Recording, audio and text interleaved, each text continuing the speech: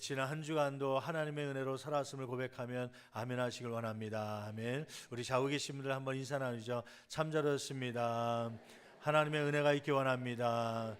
하나님의 위로하심이 있기 원합니다. 한 번 더요. 하나님의 응답이 있기 원합니다. 할렐루야. 아멘. 우리 부목사님 통해서 또 우리 광고 말씀드렸지만은 지난 여름 행사를 위해서 각 지구별로 구역에서 또 여성교회, 남성교회, 권사의 각 사역팀들이 최선을 다해서 우리 다음 세대를 세우기 위한 예물을 드려주셨어요. 1,350만 원 정도가 필요할 것이라고 교육부에서 세워서 진행하는 가운데 작년에는 한 1,100 몇십만 원 정도가 1,100만 원 정도대가 이렇게 모금이 됐었는데 아마 역대 최고인 것 같아요. 1,350만 원이 오늘 아침에 이렇게 데이터를 보니까 목표가 좀 넘어서 이렇게 다음 세대 위한 여러 가지 사역들, 특별히 이번에 청년부 단기 선교하는데도 조금 도울 수 있는 금액이 모아진 것 같아요. 협력해 주시고 또 최선을 다해 주신 여러분께 감사드리고 또 귀한 아이들이 또 계속해서 성경학교나 수련을 통해서 또 목회자로 또 주님 앞에 컬링 받는 친구들이 있길 바라고 또 훌륭하게 하나님 앞에 장로님으로 권사님으로 대를 이어서 쓰임받는 일꾼들이 그 안에서 많이 배출될지를 간절히 축원합니다. 우리 서로를 격려하면서 격려 박수 한번 드리자. 할렐루야. 감사합니다. 오늘은 사도행전 강의 네 번째 시간으로 어찌하여 서서 하늘을 쳐다보느냐, 오늘 사도행전 1장 9절 11절 말씀을 중심으로 우리가 함께 말씀을 나누려고 합니다. 예수님께서 2000년 전에 이 땅 가운데 육체를 입고 오셨죠. 하나님의 아드님이 오셨죠. 이 초림이라고 그럽니다. 처음 오셨다고 하는 말씀이죠. 그 다음에 다시 오실 재림의 예수님을 우리가 기다리고 있습니다. 예수님께서 다시 이 땅 가운데 오실 것이다 이렇게 이야기하면 보통 몇 가지 질문을 갖죠. 진짜 정말 예수님이 오실까? 두 번째는 예수님이 진짜 오신다면 언제 오실까?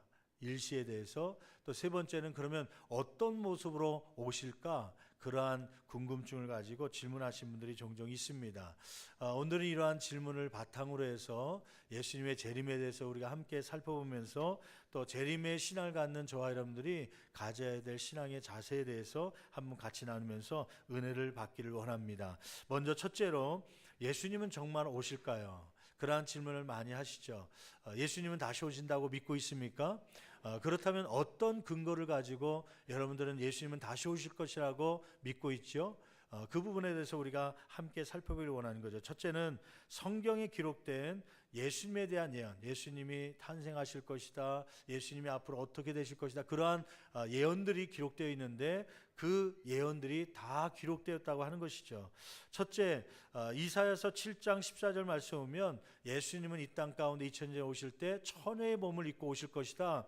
예수님이 태어나기도 전에 수백 년 전에 이러한 예언의 말씀이 있었는데 실제적으로 천의 몸을 입고 태어나셨죠. 한번 이사야서 7장 14절 예언의 말씀 한번 들어보실까요? 같이 읽어봅니다. 그러므로 주께서 친히 징조를 너희에게 주실 것이라. 보라, 누가 잉태하여 처녀라는 것은 아직 남자를 모르는 그러한 처녀가 잉태하게 될 것이라고 하는 그러한 예언의 말씀이죠. 그리함으로 아들을 낳을 것이요 그의 이름을 임마누엘이라 하리라. 성령의 능력으로 처녀가 잉태될 것이라고 하는 예언의 말씀인데 실제적으로 어떻게 예수님께 이루어졌습니까? 마태복음 1장 24절 25절 말씀에는 이렇게 기록되고 있습니다. 같이 봉독합니다.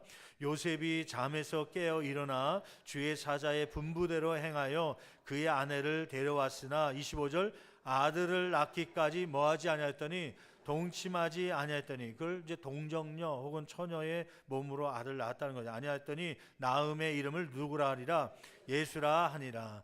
예언의 말씀처럼 처녀가 아들을 낳아서 예수 그리스도를 낳게 되었다는 예언의 말씀이 이루어진 걸 우리가 보았습니다. 두 번째는 예수님의 탄생의 장소에 대해서 예언하고 있죠. 베들레헴에서 태어나게 될 것이다. 이렇게 미가서 5장 2절 말씀에 예언한 말씀입니다. 한번 미가서 5장 2절 같이 봉독합니다.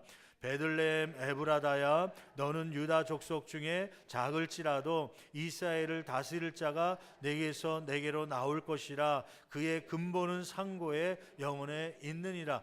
예수님께서 어떤 지역에서 태어날 거라는 거예요? 베들레헴은 작은 마을이고 사람들이 별 볼 일 없게 생각하는 그러한 곳이었지만 그곳에서 예수님이 탄생할 것이라고 하는 하나님의 아들이 그것을 통하여서 나타나게 될 것이라고 하는 예언의 말씀이죠. 실제적으로 어떻게 됩니까? 마태복음 2장 1절 말씀 보니까 이렇게 이루어집니다. 한번 2장 1절 말씀 같이 봉독합니다. 헤롯 왕 때에 예수께서 유대 베들레헴에서 나심에 동방으로부터 박사들이 예루살렘에 이르러 말하되, 헤롯 왕 때에 동방 박사들이 별을 보고 따라오죠. 분명히 이스라엘 왕이 태어난 별인데 예루살렘 성 안에 왕궁 안에 태어났을 것이다. 헤롯 왕에게 혹시 왕 가문에 아이가 태어났습니까? 물어보니까 그런 일 없다고 그러죠. 분명히 왕의 별이 태어난 것을 우리 보고 왔는데 어떻게 된 건가 묻되, 그때 서기관 사람들이, 성경을 연구하는 사람들이 성경에 보니까 미가서 말씀에 베들레헴이라는 곳에서 이 메시아가 태어난다고 기록되고 있는데 혹시 베들레헴에 태어났다면 그곳에 태어났을 테니까 가보십시오. 그래서 결국 이 동방 박사들이 베들레헴에서 예수님을 만나게 되는 것이죠. 그 위에 시간이 없어 다 읽지 못하지만 은 30냥에 팔리게 될 것이라고 하는 것, 또 3일 만에 부활하게 될 것이라고 하는 것, 또 하늘로 승천하여 올라가실 것이라고 하는 것, 이러한 예수님에 대한 예언들이 그대로 이루어졌다고 하는 것이에요. 딱 한 가지 예수님에 대한 예언 가운데 이루어지지 않은 예언이 하나 있습니다. 그것은 뭐냐면 다시 이 땅 가운데 오실 것이라고 하는 예언이죠. 한번 사도행전 1장 11절 오늘 본문 말씀인데 우리 같이 한 목소리로 봉독해 보겠습니다. 이르되 갈릴리 사람들아 어찌하여 서서 하늘을 쳐다보느냐, 너희 가운데서 하늘로 올려주신 이 예수는 하늘로 가심을 본 그대로 오시리라 하였느니라. 예수님이 처녀를 통하여서 잉태할 것이다. 베들레헴을 통하여서 태어날 것이다. 은 30냥에 팔리게 될 것이다. 다시 살아나시고 승천하실 것이다. 이 모든 것이 이루어졌지만 딱 한 가지 이루어지지 않은 게 다시 오실 것이라는 것. 앞으로 이 예언의 말씀도 반드시 이루어지게 될 줄 믿습니다. 우리의 재림의 신앙의 근거는 무엇이냐면요, 막 환경이 지진이 나고 때로는 여러 가지 전쟁이 있고 그런 소문 때문에 주님이 오실 때가 됐나, 그러한 근거가 아니라 말씀을 근거 삼아서요, 말씀을 기초 삼아서 우리가 이러한 재림의 신앙을 갖게 되는 줄 믿습니다. 여러분, 또 예수님께서도 친히 말씀하셨죠. 내가 다시 오겠다고 말씀하셨습니다. 마태복음 26장 64절 말씀인데 같이 한 목소리 봉독합니다. 예수께서 네가 말하였느니라. 그러나 내가 너희에게 이르노니 이후에 인자는 예수 그리스도를 말씀하는 거예요. 인자가 권능의 우편에 앉아 있는 것과 하늘 구름을 타고 오는 것을 너희가 보리라 하시니. 여러분, 예수님께서 친히 구름을 타고 내가 다시 오실 것이라고 말씀하셨죠. 그대로 이루어질 줄 믿습니다. 그런데 안타깝게도 베드로의 예언에 보면 말세의 사람들은 주의 재림을 잊어버리고 산다고 하는 것입니다. 일부러 기억하지 않으려고 산다고 하는 것이죠. 한번 베드로후서 3장 3절에서 5절 말씀 같이 한 목소리 봉독합니다. 먼저 이것을 알지니 말세에 조롱하는 자들이, 이 예수님의 재림은 없다 조롱하는 사람들이 와서 그 다음에요, 자기의 정욕을 따라 행하며 조롱하여 4절 이르되 주께서 강림하신다는 약속이 어디 있느냐, 조상들이 잔으로부터 만물이 처음 창조될 때와 같이 그냥 있다 하니. 예수님께서 재림하시면 종말의 때가 올 텐데 좀 그렇게 될 경우에는 좀 점차적으로 세상이 멸망의 길로 가야 좀 변화된 모습이 있어야 예수님이 강림한다는 걸 믿겠는데, 옛날이나 지금이나 변함없이 그대로 천질이 있지 않냐, 그러므로 강림은 없다, 그렇게 조롱하면서 이야기한다는 것이죠. 5절 말씀 계속 읽어볼까요? 같이 봉독합니다.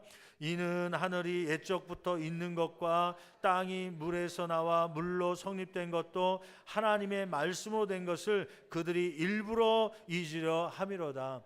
그들이 예수님의 강림이 이제 없을 것이다 이렇게 말하는 이유는 이 말씀으로 천지가 창조된 것, 옛적부터 하늘이 있고 말씀으로 땅이 물에서 나와서 갈라지고 궁창이 만들어지고 말씀으로 이루어진 것을 알지 못하기 때문이다, 그런 것이죠. 여러분, 자연이 점점점 연약해지고 무너지고 지진하면서 주님이 오실 날이 오는 것이 아니라 예수님의 말씀, 예언의 말씀처럼 하나님 말씀한 것처럼 말씀으로 청지가 창조 순식간에 이루어진 것처럼 말씀으로 예수님의 재림도 순식간에 호련히 우리 가운데 임하게 될 줄 믿습니다. 근데 말세에 있는 사람들은 일부러 잊으려 함이로다. 일부러 잊으려고요. 주님이 오시지 않을 거야, 오시지 않을 거야, 그렇게 생각하며 살게 될 것이라는 말씀이죠. 여러분, 반드시 주님은 말씀대로 다시 오실 줄 믿습니다. 두 번째, 예수님은 그럼 언제 오실까요? 언제 오실까요? 성경에 보면 마태복음 24장 36절 말씀에 보면 재림의 때, 예수님이 오시는 날은 아무도 모르고 오직 하나님만 아실 것이라고 말씀합니다. 마태복음 24장 36절 같이 한 목소리 봉독합니다. 그러나 그날과 그때는 아무도 모르나니 하늘의 천사들도 아들도 모르고 오직 아버지만 아시느니라. 여러분, 천사들도 모르고요, 아들 예수 그리스도도 모르고 오직 누구만 아신다는 거예요? 하나님만, 예수님이 재림할 그날을 알고 계신다는 거예요. 그러므로 여러분 주변에 예수님이 재림의 때를 알고 있다, 몇 월 몇 시에 온다, 그렇게 하는 사람은 다 이단 잘못된 것입니다. 예전에도 제가 어렸을 때는 아니고 젊었을 때요, 지금도 젊지만 이상하네 말하다 보니까 1992년도 10월 28일 날, 그때 예수님이 오신다고 시한부 종말론이 막 극성을 부려갖고요, 하여튼 그때 막 산으로 올라가고, 하여튼 그때만큼 제 생애 가운데서는 막 혼란이 왔을 때가 없어요. 뉴스 데스크 9시 시간에 막 시한부 종말론 주장하는 사람들이 막 기도하고 막 뭐 산으로 올라가고 막 광란을 하는 그런 모습을 보여주기도 하고, 그러면서 기독교가 이 재림의 신앙을 잊어버렸습니다. 뭐 시한부 종말론자 이단이다, 잘못됐다 막 그러다 보니까 예수님이 안 오는 것처럼 우리도 착각하고 살게 된 그러한 사탄에 꽤 넘어간 것이죠. 그때와 시기는 알 수 없지만 주님은 반드시 이 땅 가운데 다시 오실 줄 믿습니다.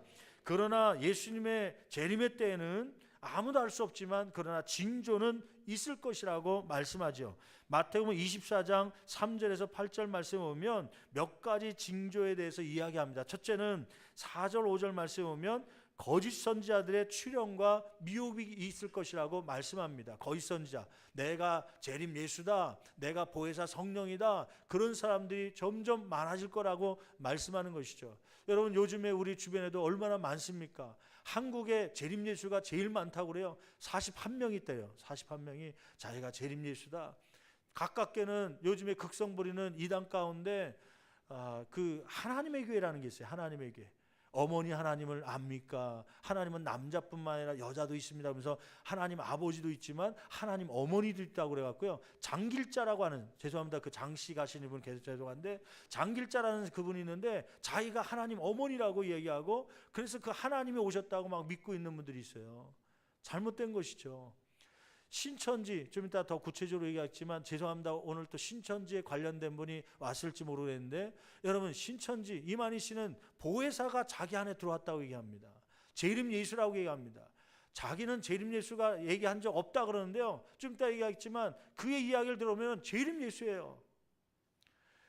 여러분, 이 재림 예수, 자기가 왔다 혹은 자기가 하나님이다, 그러한 사람들이 말세가 되면 많다라고 하는 것입니다. 두 번째는 전쟁과 지진과 기근이 이 땅 가운데 많아질 것이라고 하는 말씀이죠. 아까 말씀했던 마태복음 24장 6절 7절 말씀에 보면 전쟁과 지진과 기근이 예수님의 재림의 전에는 있게 될 것이다, 더 많아질 것이다. 여러분, 전쟁에 대해서, 시리아 전쟁에 대해서 잘 알고 있지 않습니까? 아직도 많은 사상자가 발생하고 있고, 또 수단, 아프리카니스탄, 파키스탄, 이스라엘, 소말리아, 리비아, 막 중동과 아프리카 쪽에 막 서로 부족 간의 민족 가운데 싸움이 나고 전쟁이 나서요. 지금도 수천 명, 수만 명이 죽어가고 있는 그러한 전쟁의 모습 속에 있지 않습니까? 우리나라도 이 북한과 핵 무기 때문에 잠깐 휴식하고 있지만 전쟁 가운데 있는 거 아닙니까?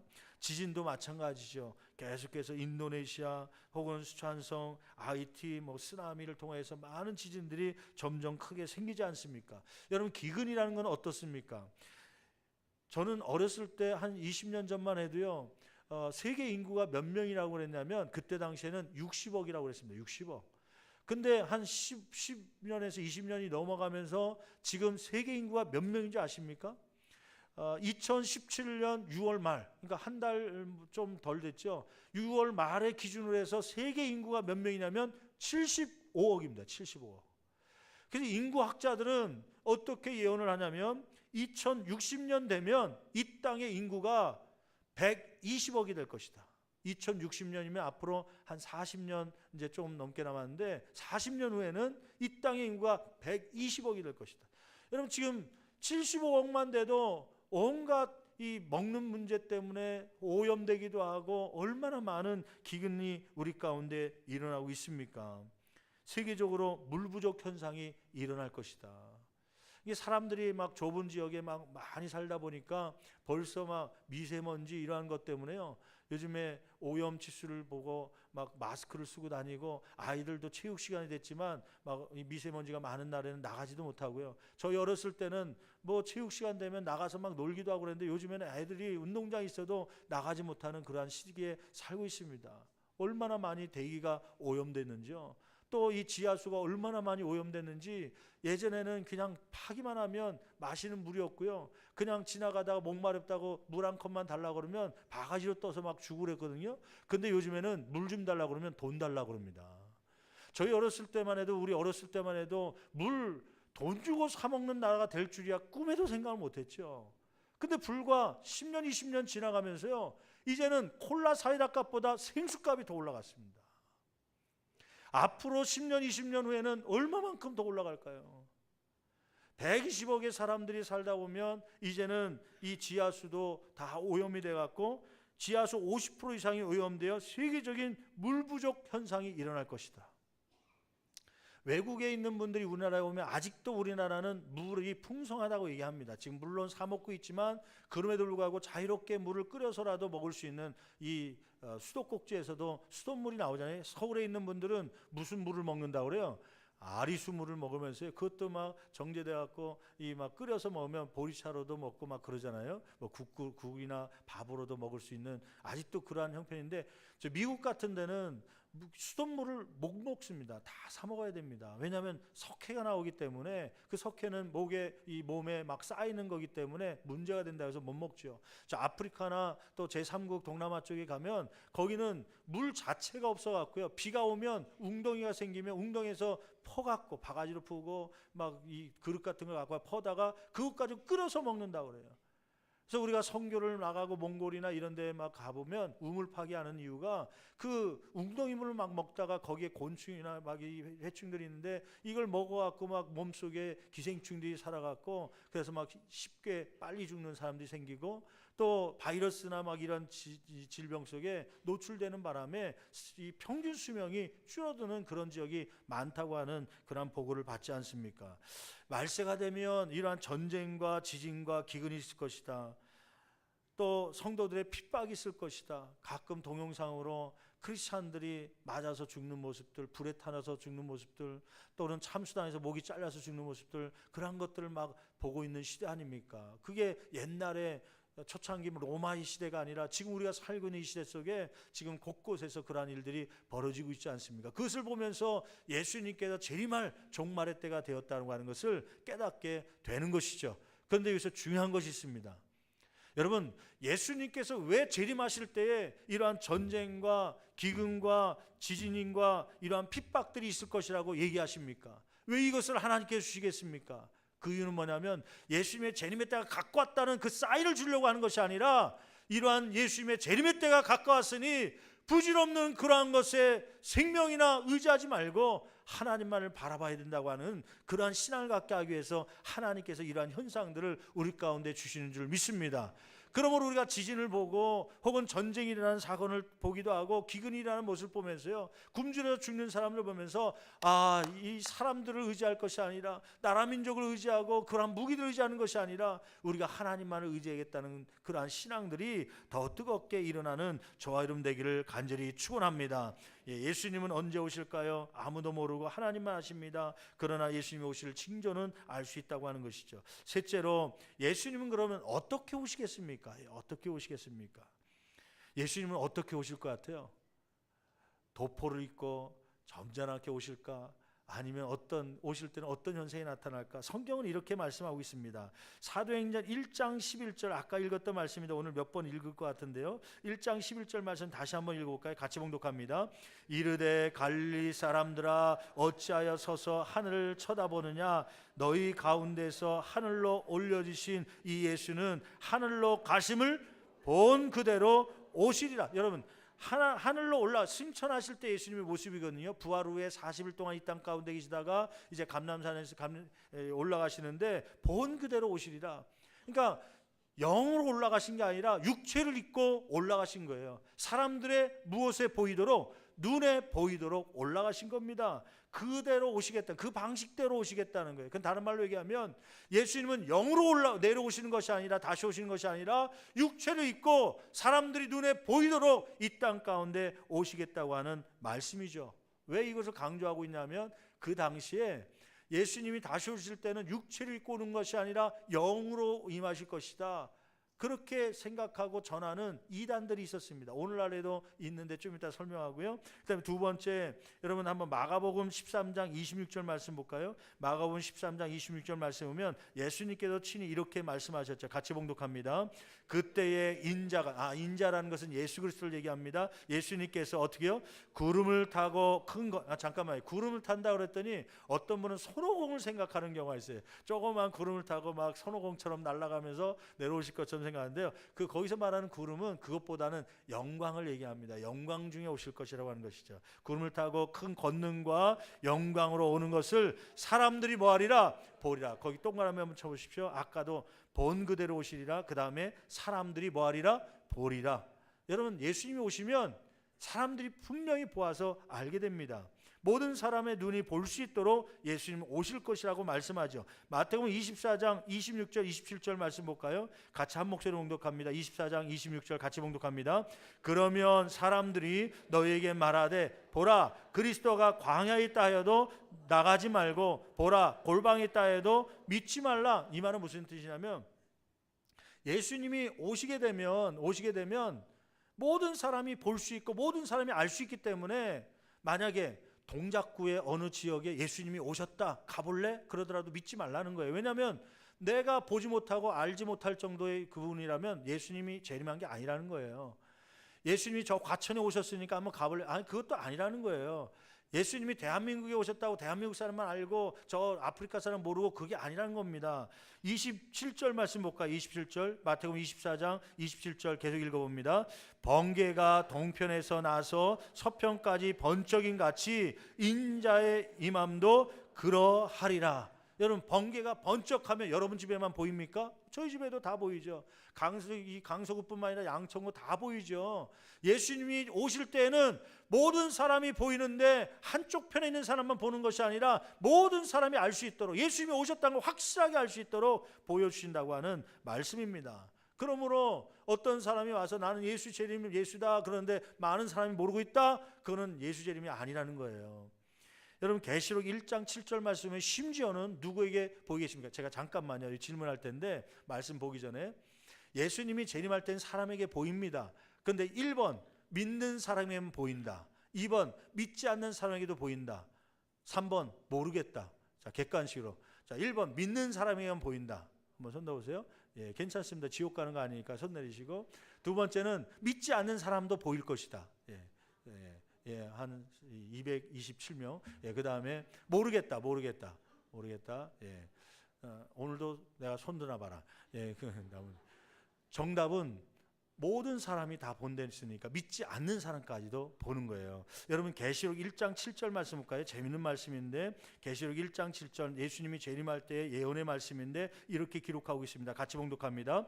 볼지어다 그가 구름을 그는 누굴 얘기하면 예수님을 이야기합니다. 예수님께서 구름을 타고 오시리라. 그 다음에요, 각 사람의 눈이 그를 뭐하겠고, 거기도 또 보겠고, 계속 강조하잖아요. 볼 수 있다는 거요. 보겠고, 그를 뭐한 자도 볼 것이라는 거예요.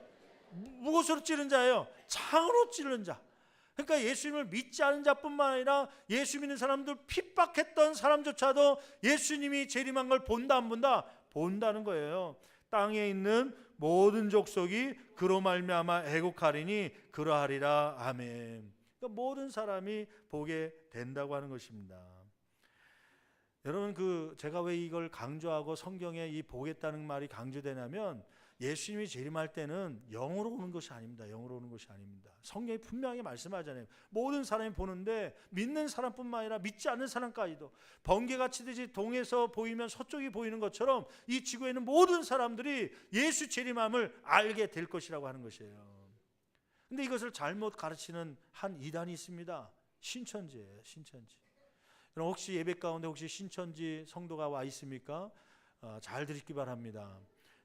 여기 우리 꼬시러 오는지 모르지만 꼬임을 당하고 가야 될 것 같아요. 여러분, 성경에 분명히 보인다는데 신천지에서 뭐라고 얘기하냐면 예수 재림을 했다. 그런데 영으로 재림했다라고 지금 얘기해요. 근데 예수님이 영으로 재림했는데 누구에게 재림했냐? 이만희 씨에게 재림했다고 그래요. 본인은 나는 재림 예수라고 얘기한 적 없다고 얘기하지만 잘 설명 들어보세요. 그게 아닌지. 예수님께서 초림할 때 예수라고 하는 육체에 이 영이 들어갔다는 거예요. 하나님의 영이. 그래서 예수님이 됐다는 거예요.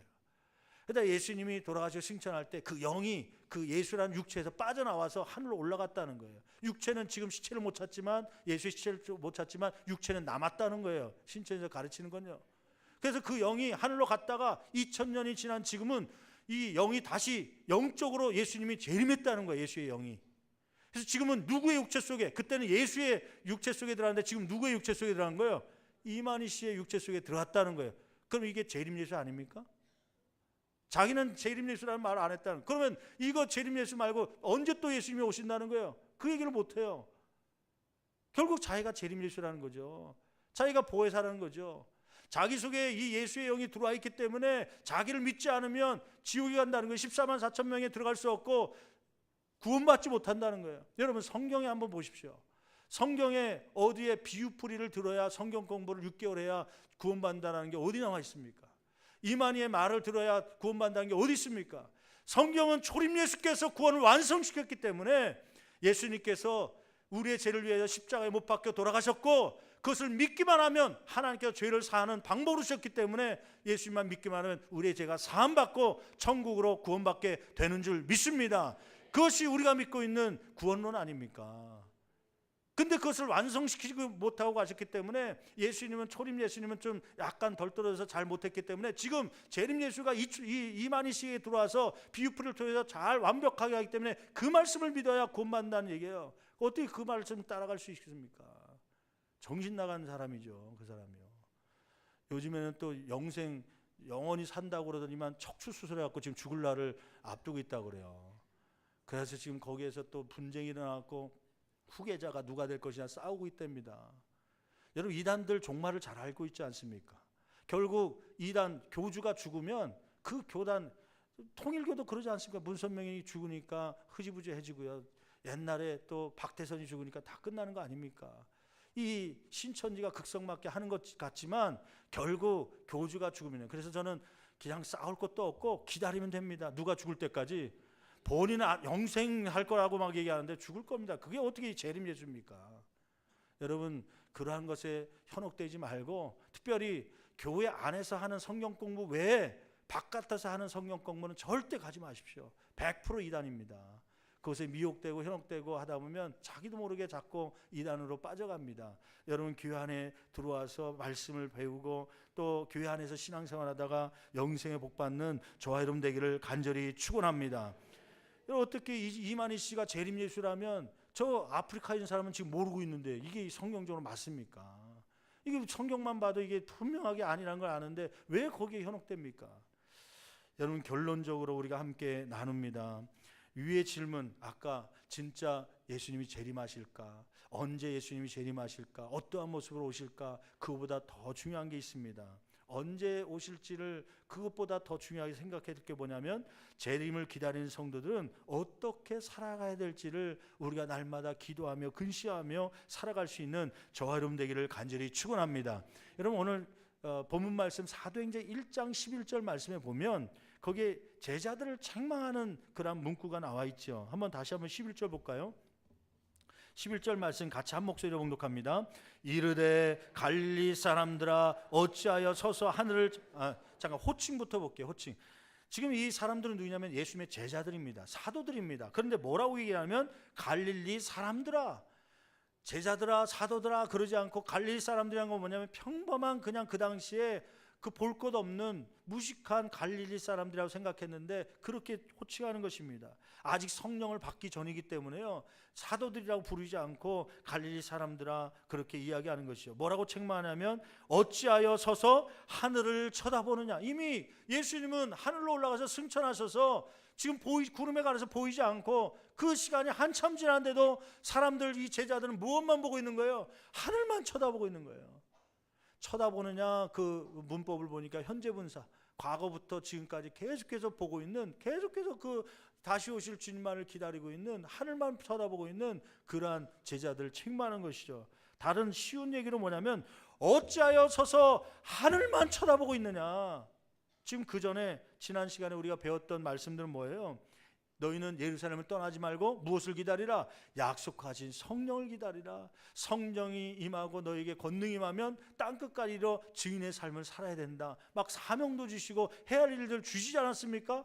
그런데 그들은 그 사명을 감당하기 가는 것이 아니라 어디만 보고 있는 거예요? 하늘만 쳐다보고 서서 기다리고 있는 것입니다. 주님의 재림이 언제나 오실까 보고 있는 거예요. 그 당시에 초대교회 성도들의 신앙이 그랬다고 그래요. 주님께서 다시 오신다니까 언제 다시 주님 오실지 하늘만 쳐다보고 구름만 조금만 떠도 저 구름 타고 오실까, 아무 일도 안 하고 가정 일도 안 하고 세상의 일도 안 하고요, 그냥 사명도 감당하지 않고 하늘만 쳐다보고 있는 그런 초대교회 성도들에게 그 권면의 말씀이죠. 어찌하여 서서 하늘만 쳐다보고 있느냐. 주신 사명 명령들이 있지 않느냐. 그 사명들을 감당해야 되지 않겠느냐.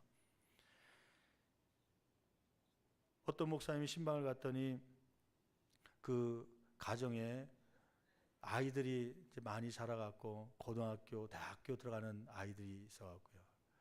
이제 대학교 입학했는데 등록금도 필요하고 또 중고등학교 아이들 또 과외도 시켜야 되고 뭐 이러한 것도 필요하지만 당장 먹을 것이 막 급급한 그런 가정이었어요. 그러다 보니까 여집사님은 이 아이들 등록금이라도 학원비라도 조금이라도 더 벌려고요, 아침 새벽에 일찍 나가서 오후 2-3시에 이 첫 타임 직업이 끝나면 두 번째 아르바이트를 구해갖고 저녁 타임에 밤늦도록 또 다른 직업을 갖고 어떻게 해서든 애들을 먹이고 살려고 열심히 여자의 몸으로 뛰는 그러한 가정이었습니다. 근데 가정에 봤더니 남자분이 있는데 남자분은 실업자예요. 실업자. 지금 어떻게 하면 이 아내는 애들을 먹이고 살까, 좀 학원비 좀 벌까, 애들 학교 좀 보내야 되는데 그런 마음으로 막 새벽부터 일어나서 밤늦게까지 막 돈 벌기 위해서 다니는데 이 남편은요 그냥 건강한 육체를 가지고 집에서 놀고 있는 거예요. 그래서 목사님이 예배를 끝나고 권면했다는 거 아닙니까? 아니 호주님, 지금 이렇게 애들이 또 학교도 다 같이 낳게 되고 그뿐만 아니라 지금 먹고 살기도 지금 빡빡한 걸로 알고 있는데 직장 좀 다니고 돈 좀 벌어야 되지 않겠습니까? 그랬더니 그분이 그러더래요. 목사님 걱정하지 마세요. 하나님이 다 알아서 주실 것입니다. 그러더래요. 어찌하여 서서 하늘을 쳐다보느냐. 우리가 해야 될 일은 안 하면서 하늘만 쳐다보고 하나님께서 이루어질 것만 생각하고요. 학생이 공부해야 대학 갈 수 있는데 하나님께서 대학 보내주시겠지, 하나님께서 좋은 취직 자리 주시겠지, 그것만 쳐다보고 하나님께 이룰 것만 기대하고 있는 우리의 모습은 아닙니까? 여러분, 하나님은 이번에 우리 같이 가서 이 중고등부 아이들에게 함께 나눌 말씀이 뭐냐면, 우리는 성도들은요 플레루의 시간을 너무 좋아하는 것 같아요. 플레루는 복받는 시간이죠. 복받는 시간. 근데 카이로스라고 하는 시간이 있습니다. 이거는 평상시의 시간입니다. 평상시에 지나다가 어느 순간에 하나님의 복이 임하는 때, 그때를 플레루라고 그러는데, 플레루의 때를 우리는 막 기다리면서 생활하는데, 우리는 하늘만 쳐다보고 플레루가 임하기를 원하는데 이 카이로스 평상시 시간 속에서는 아무것도 하지 않아요. 대학 갈 준비도 안 하고 취업할 준비도 안 하고 뭘 자격증을 따야 뭘 하는데 아무것도 안 하면서 하나님께서 이루어질 거라고 그렇게 생각하고 기도실에서만 기도만 하고 있는, 또 이 기도만 하고 있는, 기도하지 말라고 그랬다고 또 이단 아닌가 그렇게 생각하는데요, 아마 이해할 줄 믿습니다. 여러분, 하나님이 원하시는 건전한 신앙은 기도도 하지만 하늘 쳐다보며 제 이름을 기다리지만 그러나 기다리면서 내가 해야 될 사역들을 감당하는 것이 하나님께서 원하는 저와 여러분의 신앙인 줄 믿습니다. 그 창세기 5장 21절에서 24절 말씀에 보면 에녹이라는 사람이 나오잖아요. 에녹이라는 사람의 일생을 보면 재밌는 한 가지가 있습니다. 뭐 자주 이 에녹이 소개되는 건 아닌데 창세기 5장 21절 24절 말씀에 보면 이렇게 소개하고 있죠. 한번 21절 말씀 볼까요? 같이 한 목소리로 21절 말씀 같이 봉독해 보겠습니다. 에녹은 65세에 무드셀라를 낳았고, 에녹이 65세에 애를 낳았어요. 근데 여기서 오해할 수 있는 게 65세에 첫 애를 낳았다는 게 아니라 너무 늦게 낳은 거 아닙니까 목사님? 뭐 요즘엔 10대에서 낳았는데, 예, 그럴 수 있죠. 근데 이게 성경에는 이게 900살도 산 사람도 있고 막 많이 살았는데 3-4명만 낳았겠습니까? 그러니까 그 낳은 애들 이름 다 적다 보면요, 여러분 아마 그게 성경책 되다 보면 주일날 교회 올 때 리아카 끌고 성경책 끌고 와야 될지 모릅니다. 구속사적으로 필요한 인물들만 하나님께서 적어서 이렇게 소개하는 것이죠. 그러니까 65세에 무드셀라 낳았다는 것은 어쩌면 이 사람이 첫 아들이 아니라 그 전에도 있었는데 중요한 것은 무드셀라이기 때문에 설명하는 거겠죠. 65세에 무드셀라를 낳았고, 그 다음에 중요한 거 있어요. 65세 잠깐 기억해 두세요. 그 다음에 22절 같이 봉독합니다. 무드셀라를 낳은 후 300년을 하나님과 동행하며 자녀들을 낳았으며, 그 다음에요 23절 그는 365세를 살았더라. 그러니까 65세에 무드셀라를 낳았고 그 후에 300년 동안 하나님과 동행하다가 365세 때 그 하나님의 부름을 받고 죽음을 보지 않고 하늘로 올라간 사람이 에녹입니다. 근데 여기서 재밌는 사실은 뭐냐면 365년을 하나님과 동행했다지 않고 300년만 동행했다고 기록하고 있어요. 그러면 그 300년 동안 무드셀라를 낳고 300년 동안 하나님 동행했지만 65세 되기 전까지는 하나님과 동행했다는 거예요? 동행하지 않았다는 거예요? 동행하지 않았다는 거잖아요. 아니 그러면 의문점이 하나 생기잖아요. 이 에녹이 그러면 65세에 무슨 일이 있었기 때문에 그 이후에 하나님과 동행하게 되었을까? 무슨 일이 있었던 것 같아요? 성경에는 안 나와요. 그런데 65세 때 한 가지 사건이 나오죠. 누구를 낳았다는 거예요? 무드셀라를 낳았다는 거예요. 그러니까 다른 사건이 기록되지 않고 무드셀라를 낳았다는 거 보니까 무드셀라와 연관된 것이 아닌가 신학자들은 많은 생각을 하죠. 그래서 그때 변화가 있어서 그때부터 남은 300년 동안을 동행하는 삶을 살지 않았는가 얘기하는 겁니다. 그러면 무드셀라에게 무슨 일이 있었기 때문입니까? 무드셀라가 어떤 사건이기 때문에 그렇습니까? 이 무드셀라라는 이름의 뜻은 창을 던지는 사람이라는 뜻을 갖고 있는데, 많은 목사님들이나 신학자들이 더 이제 깊게 해석을 하면 이 아들이 죽은 후에는 심판이 있을 것이라는 뜻을 갖고 있다는 거예요. 그래서 이 아들을 낳을 때 하나님께서 이 무드셀라라는 이름을 주었고 이 아들이 죽을 때 심판이 있게 될 것이라고 하는 것을 알게 되었다는 것이죠. 누가요? 에녹이. 그래서 실제적으로 성경을 보면요, 한번 창세기 5장 말씀 볼까요? 창세기 5장 말씀에 피면 실제적으로 이 무드셀라가 죽을 때쯤 돼갖고 어떤 일이 벌어지는지 보세요. 5장 이 무드셀라는 몇 년을 살게 되죠? 5장 27절 말씀 보면 그는 969세를 삽니다. 그러니까 세상에서 성경 안에서 제일 오래된 사람이 누굽니까? 그러면 누구를 얘기해야 돼요? 무드셀라. 몇 년을 산 거예요? 969. 이제 9자를 거꾸로 했다 뒤집었다 막 해갖고 969 그렇게 암송하고 있으면 돼요. 저는 이거 하나로 주일학교 때 필통을 몇 번 타먹었어요. 이것만 기억하고 있다. 성경 퀴즈에 자주 나오는 대목이에요. 969세를 살았어요. 근데 이제 그 28절 말씀 볼까요? 28절 성경 한번 펴시고요. 같이 읽어봅니다. 라멕은 182세에 아들을 낳고 이름을 노아라 하여 이르되, 거기 노아가 나오죠. 노아하면 생각나는 거 있죠. 뭘 만든 사람이에요? 방주. 그러니까 무드셀라 밑으로 해갖고 노아가 나오는 거예요. 라멕하고 노아가 나오는데 결국 어떻게 되냐면 7장으로 넘어가서요. 7장으로 넘어가서 6절 말씀 볼까요? 7장 6절 거기 보면은 홍수가, 노아가 몇 세 때 홍수가 일어나냐면 몇 세예요? 7장 6절에 600세. 홍수가 땅에 있을 때 노아가 몇 세더라? 600세라. 이 노아가 600세 되었을 때 살아있던 사람이 있었습니다. 무두셀라입니다. 그때 나이가 몇이냐면 969세입니다. 969세. 그러니까 신학자는 두 가지 생각을 하는 거예요. 하나는 무두셀라가 건강했는데 969세 죽을 수밖에 없었던 이유는 뭐가 터졌기 때문에, 홍수 심판이 있었기 때문에 방주 안에 들어가지 못해서 죽었을 것이다. 또 하나는 뭐냐면 아까 그 이름의 뜻대로 이 아들이 죽은 후에는 하나님의 심판이 임할 것이다 라는 뜻이 있는데, 그 말씀대로 이루어졌다면 무두셀라가 969세에 죽은 후에 노아에 뭐가 임한 거예요? 홍수 심판이 임한 거예요. 그 말씀대로요. 공교롭게도 그 같은 애입니다. 이 아들을 낳으면서 에녹이 인생의 대반전이 일어납니다. 하나님의 심판이 있을 것이라는 것을 알게 된 거예요. 한번 유다서 1장 11절 말씀 마지막 읽어볼까요? 유다서 1장 11절 말씀 한번 자막이 띄워줄 것 같은데, 유다서 1장 11절 같이 한 목소리로 봉독합니다. 아담의 7대 손 에녹이 이 사람들에 대하여도 예언하여 이르되, 보라, 주께서 그 수만의 거룩한 자와 함께 임하셨나니. 이것은 재림의 때를 이 에녹이 확실하게 보고 예언하는 것입니다. 에녹이 무엇을 봤냐면 주께서 그 수만의 거룩한 자, 곧 천사들 얘기합니다. 천군 천사와 함께 이 땅에 임하실 것이라는 게 아니라 뭐라고 나온 거예요? 함께 임하셨나니. 과거형으로 나왔잖아요. 이 과거형은 이미 임하셨다는 게 아니라 확실한 것을 강조하기 위해서 과거형으로 쓴 것입니다. 강조하기 위해서. 앞으로 주님께서 이 땅 가운데 심판하러 오실 것이다. 천군 천사와 함께 오실 예수님을 바라보게 된 것이에요.